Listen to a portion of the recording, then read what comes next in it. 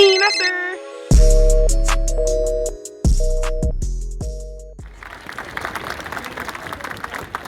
Hi everyone. Hello. Just wanted to say, so proud of everyone who decided to come out here today. We're all here for a reason, whether that's to be standing in solidarity as an ally, or that's because you've experienced this head on. And I literally just have two messages for everyone. The first is to start to unlearn. As a people, white or black, we have all learned things, a lot of it subconscious, a lot of things we've been forced to learn, just because the way we have to navigate through life.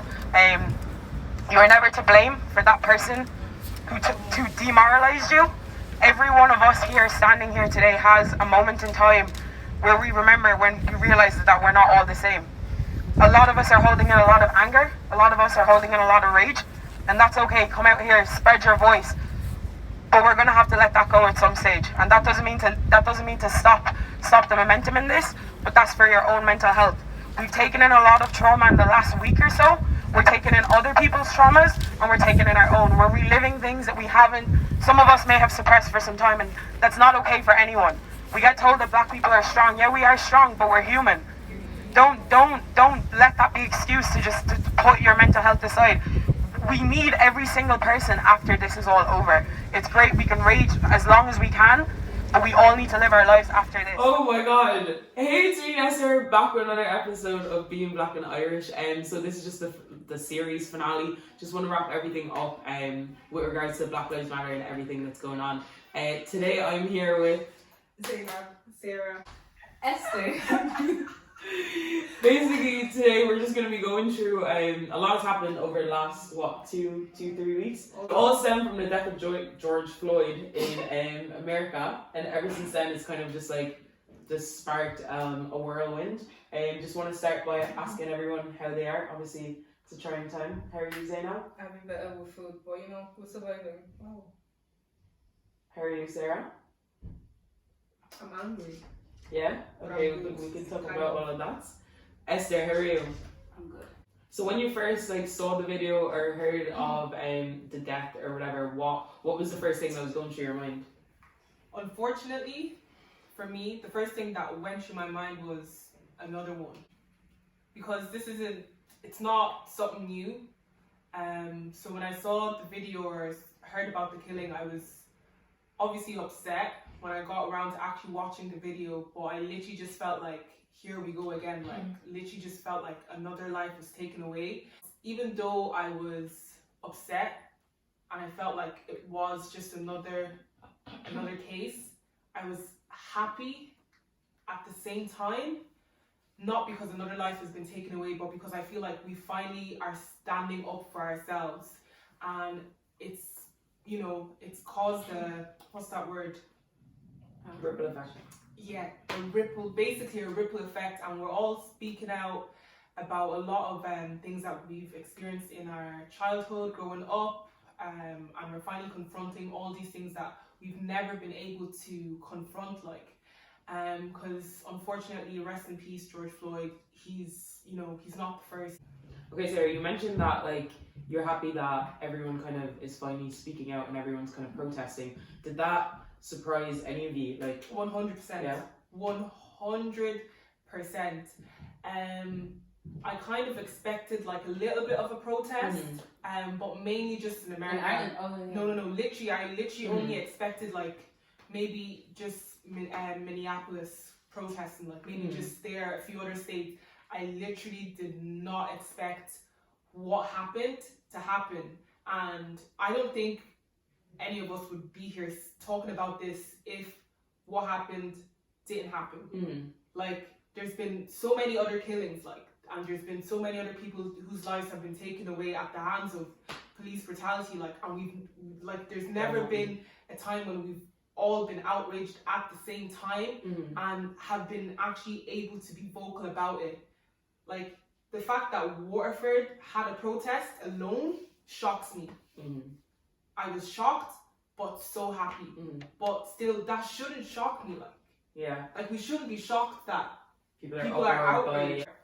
I don't think it was George Floyd's death like that particular one. I know that's the one we used, the Mhm. protests and stuff. But I think that was like, what's Stimulus. that saying that broke the camel's back? Yes. Yeah, It's that the straw was that broke like, the camel's yeah, back, it was the straw that broke the camel's back. It was that one that was like, yeah, you know what, we're sick of it. Like we've Yeah. had enough. It's just it's weird because like we've seen everywhere that the word is systemic racism. It literally is in every fibre of everything we do. 100%. And I think in Ireland as well, it shocked a lot of people because a lot of people have taken it as banter. A lot of people have the 100%. microaggressions are so normalized that people haven't seen it as racism. Yeah. And like it's almost like do any of you feel like on an Irish point of view that people almost feel like we're annoying them? Yeah. It's kind of, Yeah. It's like why would you bring this up? And because we've been nothing but nice to you. Yeah. Oh, we've been welcoming. Ireland is one of the most welcoming countries ever. If you don't like it, get out. Guys, I know off by heart. All the sentences come at me. Question me. I'm screaming. I think it's also the fact that, like I said, we're all speaking about things that we experienced in our like childhood, you know, growing up and stuff like that. But because there's this conversation around the topic, like openly, and the conversations happen a lot more. Like you wouldn't necessarily have experienced racism in school, for example, and gone home and, you know, spoken to your friends about it necessarily, because I feel like a lot of us were confused, didn't really understand what was happening, didn't really understand that it was racist at the time either, or didn't really understand what, you know, microaggressions were. And I found that for myself as well, like all this and the conversation about everything has made me think about certain things that happened to me when I was younger, and how I let so many things go because I knew that I didn't feel okay with what was happening, but I didn't really exactly I didn't know why I was feeling that way.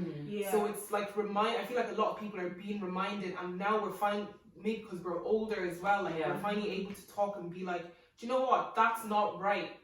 This is what happened, and we're not going to let it, you know, continue happening. Like, you know, if it happened to us, at least let that be a situation that happened, and our own kids won't have to go through it, you know, in schools and work or wherever the case. Yeah. What's anyone's thoughts on like the disconnection between like America and the rest of the world, where like because it is microaggressions, everyone is seeing it as not everyone. Some people don't. Mainly non-black people are seeing it as not as important, not as harsh, because it's like, because we are not getting killed here. They don't see like microaggression. They don't understand the actual mental toll that it has on you. Like, have any of you like come across any signs of that on social media or anything? Comments. I'll be tagging Zeinab in the comments so we can fight together. Like what? I don't know, there's just people that think that like Ireland is just not racist. They don't say, I feel like they think with the Irish as well, you know, a lot of things wouldn't really like affect us. You know, something would happen somewhere, like I don't know what, maybe it's because we like on an island, you feel like, oh, that has nothing to do with us. You know, even with the pandemic, I don't think we actually thought it'd ever come to Ireland. For a very long time we're like, oh well, psych, that's not us, until they actually got here. We're like, oh shit, we actually have to deal with this. So, and there's still loads and loads and loads of people out there that think that Leo Varadkar was trying to talk about it to other people, and they're like, oh well, he's going on anyways, you know, his term is due. The abuse he got, because the majority of white people don't think that is an issue. I don't believe that one bit, obviously, because I feel like they wouldn't know. They wouldn't know if it's a thing or not. I feel like people need to stop talking on topics they're not educated about or have not experienced. Yeah, there's so many people that feel entitled to have a say on things that they have no idea about. So there was this guy that commented on the Zitello's thing about the protest, and he was generally saying Ireland is not like that, you better not start breaking things. He was like, you better not start and rioting. And Ireland has nothing to do with us. He goes to me, the guy that haven't said anything about racism, so then it mustn't be a thing because people haven't been reporting. You must have had two brain cells. No, but like I was kind of like, if it has been reported, how do you have access to that information? Not only that, why would we report it? Because what is the God's gonna do? So you were like pretty vocal about friends and people in your close circle. Like how have you been dealing with that? Because obviously your friend group would have been mixed. Obviously, how's that? I think growing up, my friends the majorities were white, and I was actually talking to Kimberly about this. like one of my black friends, that when we were growing up in school, there would be comments like, "Oh, your hair, this and that, this and that," and we'd just be like, "Ha ha ha ha ha." But now we actually look back at it. I remember we were talking and we were like, those are actually racist comments. Like, and I think we just let it slide because we didn't want to seem like angry black people and be like, "Oh, this and that, this and that, this and that." But yeah, my friends from like a large majority of my life, they were all white. And then when I got to college, I started hanging around with more black people. So just looking back at different experiences, and I remember like, you know, when I was younger and I'd go to a party and maybe something would be said, but I'd just kind of be like, I won't say anything about it. But my black friends could never say anything like that because those are racist comments. Even with the whole thing, you know, the Blackout Tuesday and everything, me and a few of my black friends, and I said it to you as well, like, I'm not expecting you to talk out about it because your friends are black, but out of human decency, you should maybe even share something, say something. And TJ as well was just saying a few of her friends are checking up on her, but they're not sharing stuff. And she's like, should I say something to them? Like, personally, I feel like if you feel like these are supposed to be your friends, they should be talking.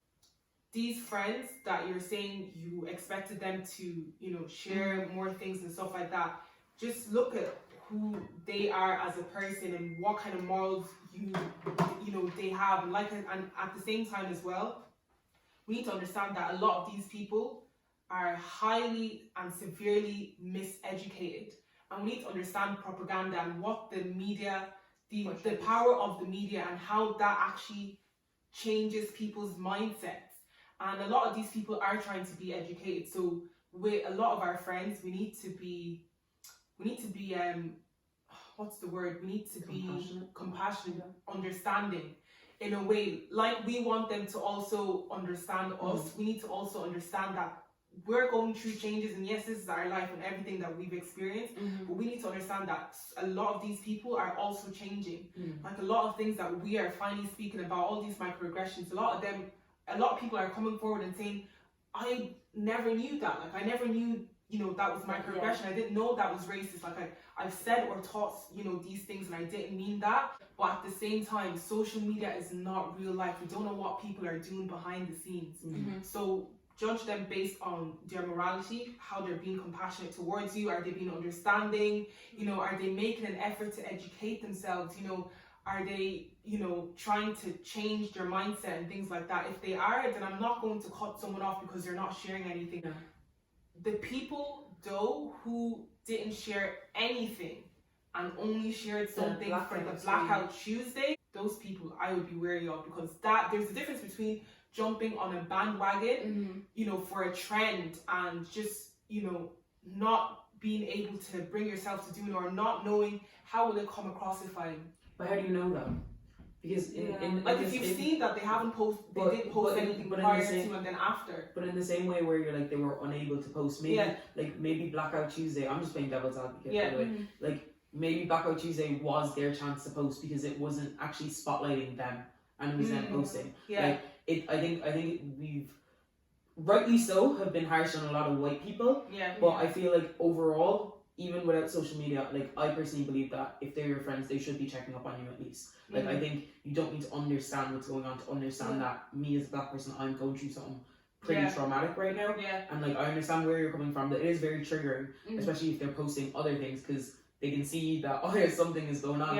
But it's so hard because we live in a world where we judge everything by appearances. But like you're saying, it's like, you're almost second guessing yourself, because it's like, are they posting because they care, or are they just bandwagoning, or what's going on? But it's like, sometimes that conversation is really hard to have, you know? Can I add to that? Actually, I kind of posted on my private story one day that I don't know, we should stop expecting white people to care as much as we do. Because there's this thing where like there's still like, we still, although everyone's like, we're one color, you know, it's just one human race and stuff.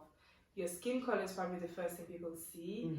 When someone describes you out, they'll be like, well, she's black and she has brown eyes. But your skin color is like the one thing that's going to set you apart. And I was like, well, like, I don't know how to explain it and how to hit my words, but like what I meant is, although we want them to care as much as we do, most of them won't, because it's not them. They can't comprehend it. It doesn't affect them. Like, although they care, I'm not denying that they care. A lot of them would care. They'll be like, oh, no way, that's still happening. But But it won't be a thing where they actually sit there and start bawling, crying over it, because it's not their people being killed. It's not their family members. It couldn't have been them in no scenario, in no case. So I was kind of like, once you accept that, like, once you stop expecting them to care as much as you do, you kind of get peace from that. Because if someone was bandwagoning or they didn't care at all, it wouldn't faze me out. I don't expect you to. I feel like when it comes to black people, they're so removed from our reality that they don't get it. It's just like it's almost like we're just making a cause for nothing. But that almost is how deep rooted the privilege is that you literally can't come out of your own skin, because it's not even your own situation anymore. Because there's like, class is a thing. Like, there are black people in the same situations as white people, but they can't come out of their own skin to even understand what we're going through. And like, I personally think like the whole teaching white people thing in itself is a bit mad. If you decide not to educate yourself with everything that we're posting, all the black people in the world are posting, the media outlets are talking about it. If I still have to ring you and educate you, you must have one brain cell, not even two. Why do you have to call your friends? To educate them. Hey, this is happening. But I do kind of like see where they're coming from, and feel like you wouldn't understand, so I'm gonna like put it into my words so you can see it from my side. I heard the best analogy where it's like, when you're going to war, everyone's not a foot soldier. So there's people in the foot, like, marching, there's people in tanks, there's people in the Navy, there's people in the air, there's people doing different things. And I think that's where it comes, where we can't expect everyone to be outraged the same way, because at the end of the day, we don't know what they're doing. Granted, if they're not doing anything, calm. Like, we really can't spend our energy trying to bring them to, they've chosen their side. But at the same time, people are taking steps in different ways. And I think for that, I am appreciative. But at the same time, it's almost like the bar is hell. Like, literally, the bar is hella low for a lot of these things. It's like, we see that in corporations right now, where a lot of people are a lot of corporations are hopping on the bandwagon of this, trying to show that they support black people, especially those that have like huge like black followings. Exactly. Like, how have you guys felt about this? What have you seen? Has any of that made you uncomfortable? Have you been happy? What's going on? I don't think Jackie should have had to call it. Like, I don't know if you've seen that. Pull up the change or something like that. Pretty Little Thing. No, just even before that one, Pretty Little Thing, I think it was like Revolution or something like that. She had to call out makeup brands for them to then be like, okay, by the way, Black Lives Matter.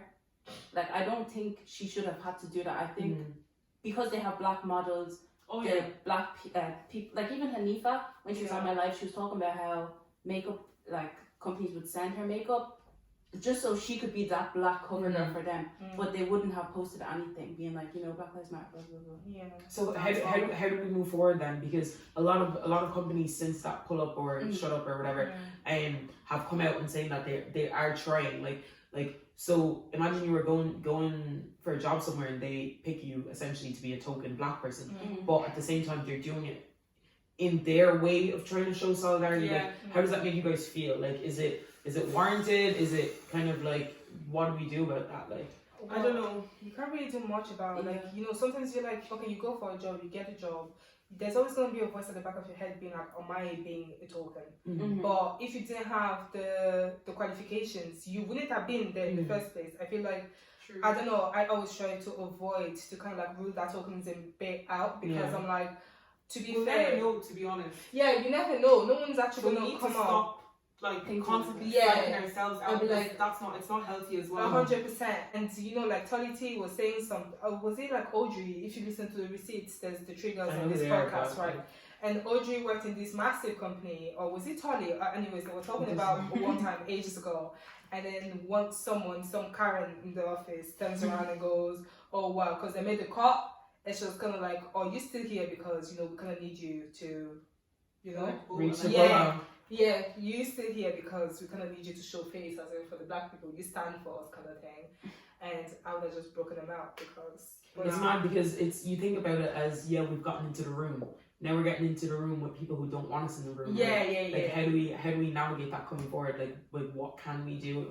Like, just be yourselves. Yeah, and I feel like change people's mindset. Be you. If you like me, great. If you don't like me, that's your own. Like, do you guys genuinely feel like buying is the way forward? Like, do you think that is? Why not? It does something, but not. So it's not the only thing. Change. Yeah. It's not gonna bring worldwide change. Like unless there was, you know, a specific community in a specific country where it was only black people, only black businesses, you know, then yes, that black community will thrive. But then that's segregation. Mm-hmm. Yeah. We don't need to segregate, or we shouldn't need to support only for black people to win. Mm-hmm.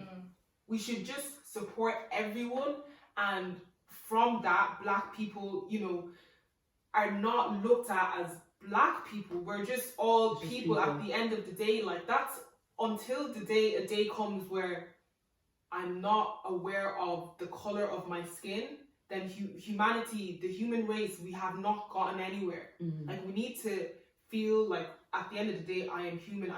I'm not ashamed to be black, but I don't need to be hyper aware of that. Yeah. You know, what will happen, what will be said to me. Like, it's someone looking at me this way because they're black.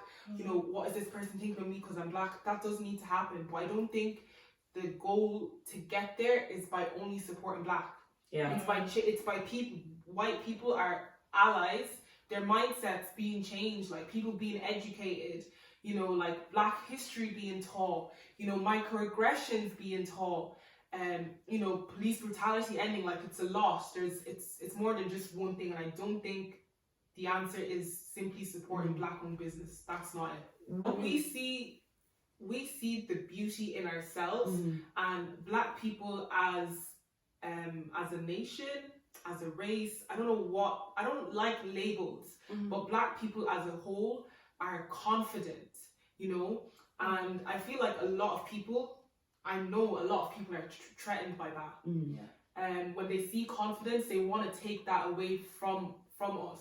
So that's the only thing that makes us, there's nothing that I can comprehend. If I were a white person, why would I look at a black person and think that I'm superior to them? Or why would I look at them and, you know, think that, kill them? You know, all these hurtful things towards someone because of the color of their skin. Why?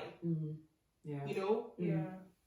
Like, we've talked a lot about, like, black versus white, black versus the rest of the world, really, black versus everyone. I think it's important to talk about the black community in itself, because personally, my kind of ideology is kind of is just regardless. That's the word I would say. Regardless of whether they care, I think black people need to do more. Regardless of what they do, we need to support each other. Regardless of whether this continues, we need to step up for ourselves. 100%, that's it. And I do think we have a long way to go, but at the same time, it's like no other race expects everyone to be on the same page. So do you guys think that we hold ourselves to like a higher standard than we need to, or is it warranted? Should we hold ourselves to a higher standard as a race? Because white people don't always like each other, but no one thinks about that. But black people, we feel like we all need to like each other. Yeah, but we don't have a choice. Yeah. They don't like each other because they simply don't like each other. Yeah. You know, with us, if we don't like each other, you know, everyone else already, not everyone else, but you know what I mean? Yeah. They already Majority. don't like us. Like, so then we're now putting ourselves down again on top of that. Like, no, like white people are so lucky because they don't experience any of that. They don't ever have to deal with any of that. The only time ever is if they probably go to Africa and they're the only white person there. And Even after Not The black people. royalty They praised. they Royalty. praised because it's it's so like, White oh my savior god, syndrome. yeah, My oh my country, god, yeah, it's literally. It's the more like it's so deep rooted. Like every sentence is unraveling something else. Yes. You know? What I was gonna say is I'm probably one of the few people, and feel free to kill me, I won't really care, but I feel like racism is never gonna end because of how deeply rooted everything is. Like, I feel like it's a thing where we're making change. We can make change, which we're making now. I don't ever think that like it's a thing that's never gonna be an issue because there's still people of this children of races that's gonna bridge races. Of course, for sure. And even the system, it takes centuries to try and change the one policy. You know, like I feel like it's something that's been done from this, you know, the very start of times that it's like I know we're doing something, we're making changes, and it feels great. But I'm not pessimist. I'll call myself a realist. So you're pessimist, but carry on. I'm not pessimistic. I wouldn't say I am. Mm-hmm. That's where I feel I agree with you in the fact that I say regardless, because I think we need them, and it's like it's this inherent need for white people to want us. It's almost like we've been it's like we're a neglected child that just wants. Do you know what I mean? Like, a bit of attention there. Do you know what I mean? And it's like it's funny, but that's the reality, you know. Yeah. And even coming into this week, and it's almost like when we see something done to black people, it's just so heightened, you know. And like what's her name, Oluwatosin or Toyin, and just that sparked up a conversation versus how black men treat black women. Can I talk about this? Actually, yeah, for when sure. you were talking about there's some white people that don't like each other, I was about to say that they can afford to do so. And they don't have to stick together. You know, oh lads, we need to stick together. We need to stick together. Yeah. We need to stick together because we know that the door will be closed in our faces if we need to get into that room and they just don't want us there. Yeah. They can get in anywhere they like. They just need to show a smile, you know, have the qualifications, and that's just That's it. Bob's your uncle. Genuinely, literally, Bob's your uncle. As in, we can't afford to hate each other. That's why it kind of breaks my heart when I see things like that. Tell me when I'm chilling on the TL and I see a group of men throwing a black girl into it for what? What was the reason? You know. Do you guys? I've been thinking about this lately. But mainly in prep for this. But you know, like for girls, you have the host stage. Yeah. This is going to be a very controversial thing I'm going to say. But do you feel like for a lot of black men who live in European countries, they have the hating the black girl stage where? Of course. Oh yeah. Like how does what do you guys feel about that? Some of them never grow out. Black men, black boys, like it's almost like it's like a rite of passage. Not all actually, because there's a lot of guys that I know that have never been a white girls. But do you feel like the majority always or feel like they need to go through or just do whether they consciously understand it or not? Just go through a phase where they hate black girls. Like, what do you guys think of that? Can I ask you a question? Yeah. You know the way you said there's black boys that you know that have never been interested in white women. Were they born here and raised here? No. Yeah. No, they were raised here, but they weren't born here. Yeah, they weren't born here. I feel like that's a different talk. Like, but there's some people who were also in the same categories that do the exact same thing, and they actively bash black women because I'm all for preferences. Like I've been with a lot of white guys, but it's a bashing that gets me. Do you guys have any experiences of that? Like, what are your thoughts on it? The black boys that we grew up with, were always like, they're so loud. Like, we actually wouldn't even say anything like, this is why I could never, I could never marry a black girl. They'll say, I can marry a black girl, but until I'm that age, I'm going to be with a white girl. Yeah. No. I think they want them for like, I think they want them to like cook for them and everything. Yeah. But it's like, your mom is black, your sister is black. How are you going to say you won't be with a black girl? You know what, I'm sorry. I don't even think it's preference. Like, I think it's doing it. I think it's well. Yeah, no, you had it nice because it wouldn't be a thing where you're loud. Because if I'm loud and you tell me, I'm like, oh shit, sorry, and I'm bringing my voice down because maybe I'm shouting or anything like that. And it wasn't that. It was ew, I'd never be with a black girl. It would genuinely be in your face. You just be chilling as well, haven't done anything. Woke up in the morning, oh what a nice day out, and you just get told that. Let's come on TL in 2013. Yeah. Black men when they were a white woman is so different to black men when they were a black one and were a black woman. They have all this things she needs to take. Yeah. She can't have a body count over 2. She has to be able to. Yeah, she has to be able to cook. She has to be able to clean. She has to bow down when I come in, and she has to be my mom. When it's a white woman, they're carrying the bucket going to work. They're breaking themselves in half. They now know equal rights. They now know all these things. But I just don't comprehend that. It is well, Sha. She's going to go on a rampage and then end with that, man. I'm done. I like to see why their mindset is that way. And we need to understand that black men and black women, we share a lot of the same struggles, but we also have different struggles as well. Mm-hmm. We have the, feeling less, than who we are because the white people are putting us down, but you know, so are the black men. Whereas if the black men weren't putting us down, we could probably, you know, be a lot further than we are. But at the same time, the black men struggles that they have that we don't have. You know, they have a lot of societal pressure. They have a lot of, see a black boy walking down the street, run away from them. So, you know, what is it that makes them think that they can't be with a white woman, or they're shouldn't, or what is it that makes them look at us and not see, you know, beauty, and not see, you know, someone that they should want to be with, regardless of, you know, preference or not. Like, there's a lot that black guys go through that we will never understand. I know that's a mindset thing, and that's not something that they had. You can't have that mindset in Africa, because that's all you're surrounded with. You need to understand, here we're the minority, all they're surrounded with is white women majority of the time.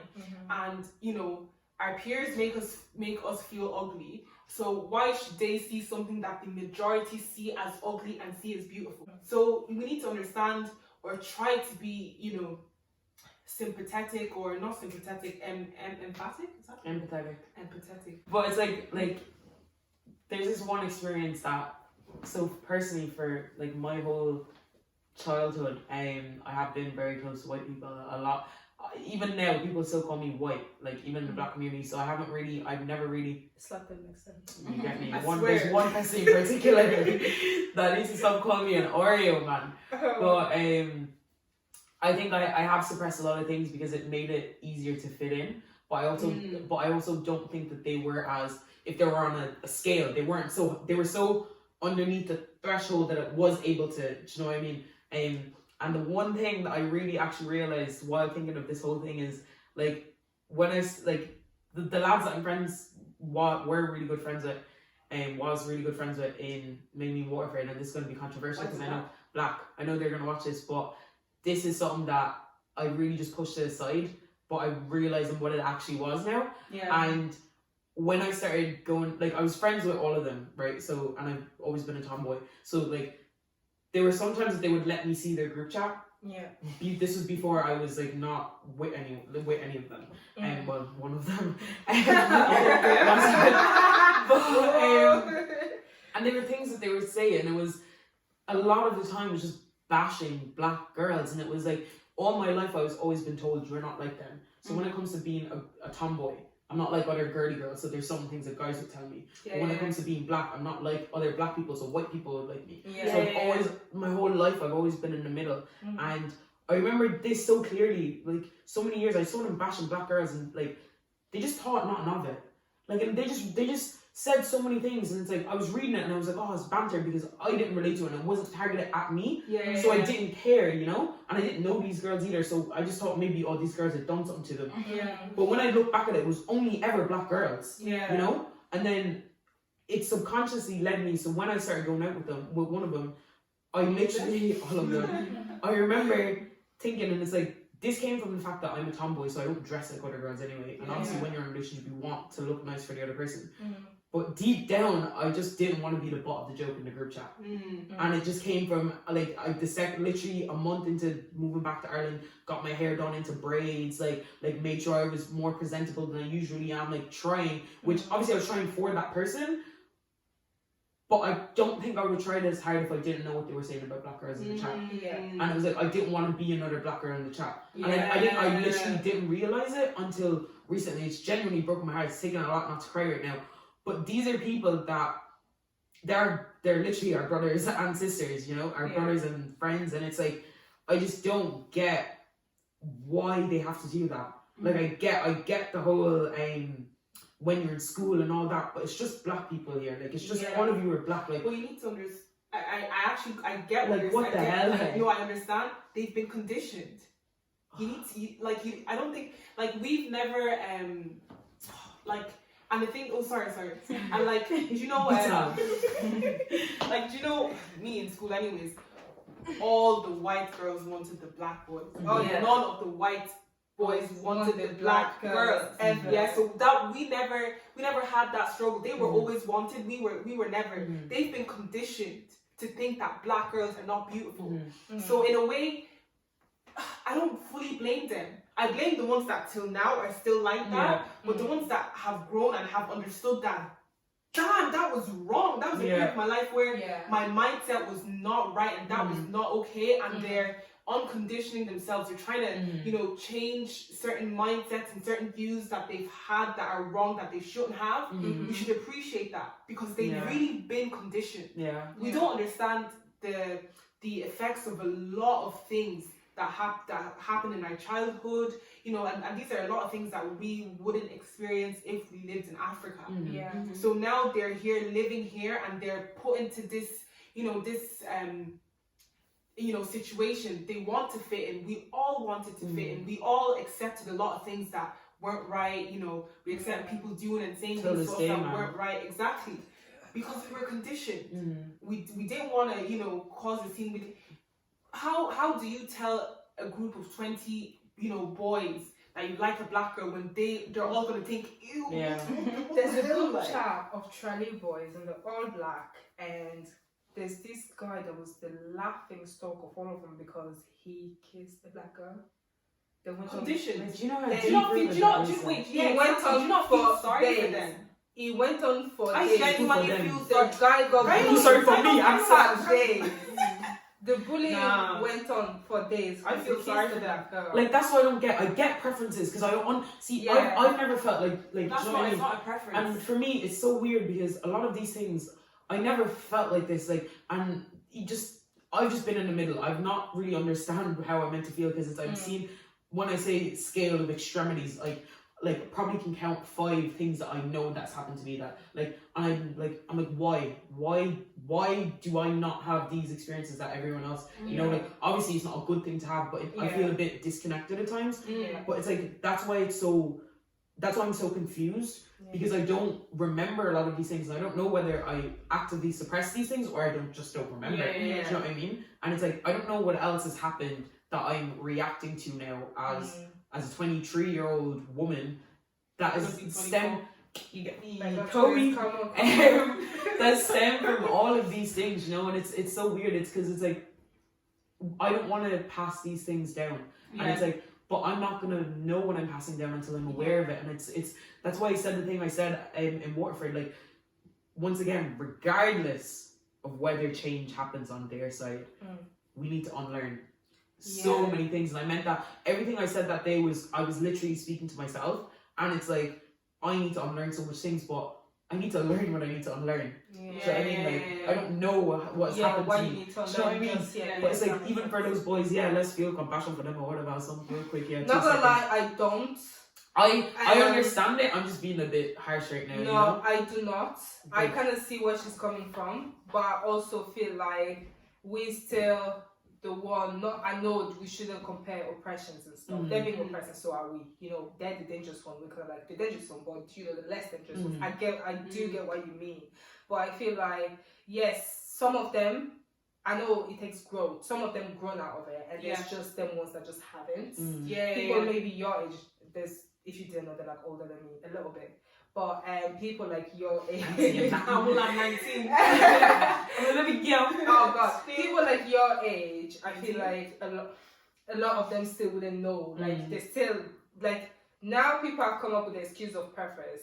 Okay, some of them just prefer what they prefer. I don't think it's that many people. And others are using preference to just hate us still. And I just never get that. I don't think it's a lot of people anymore, because one thing you need to realize is back then there wouldn't have been a lot of power black couples to look up to. Now there is so the person who doesn't want to be with a black person, either you're hating yourself or that's your preference, and I don't think they feel comfortable in their circle anymore to hate on black girls. Exactly. Someone will call you out. Do you know what I mean? Don't. If anything, we can end on that with the progress. Like progress is being made. In all forms. So we shouldn't get comfortable. For sure, and it's sometimes it feels like, especially from our parents' generations, we feel like we're asking for too much, or they make us feel like we're asking for too much because we've gotten an inch. And they didn't get anything. Almost like we got you here. Do you know what I mean? And now you have all these things. You even got a good job, and now you want to tell these people to not call you your name. But it's just change in the mentality. But at least we can thank God that there is progress happening. Okay, guys, thanks for watching. It's been Hey, It's Me, Esther, with Zeinab, Sarah, Esther. Okay, thanks guys for coming on and having this conversation. We don't condone violence. Anyway, like I said, I will be having some new content coming out on the page. This is finally This is finally the end of the Being Black and Irish series until October.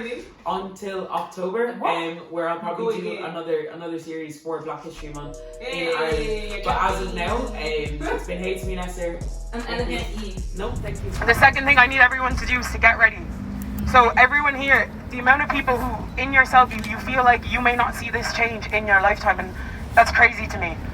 Because to say a 20-something year old will not see this in their lifetime, and I'm doing this for my grandkids, like it's crazy to think that we've been taught that change is impossible. To think that every couple of years people will come up and we will riot and nothing will become of it.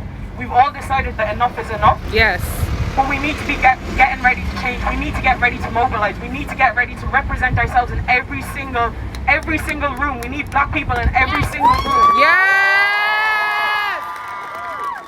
Black people are not monoliths. I mean that, and I mean that in the most positive way. We don't all think the same. We don't all have the same dreams, and that's okay.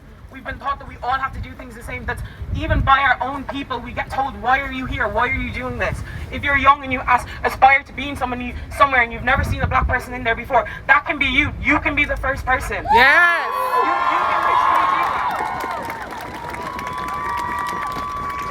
And look, some people in this country, because that's what's most pertinent to us. Some people think that we're copying a trend. Some people think that we're not going through anything, and that's okay.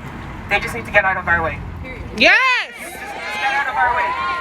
Because this is not ending anytime soon. And I know all of us are hurt, but we want change. We want tangible change. We just don't want a trend. We don't want people to post. We don't want our kids to go through this. So it has to keep going on, guys. Alright? And that's on period.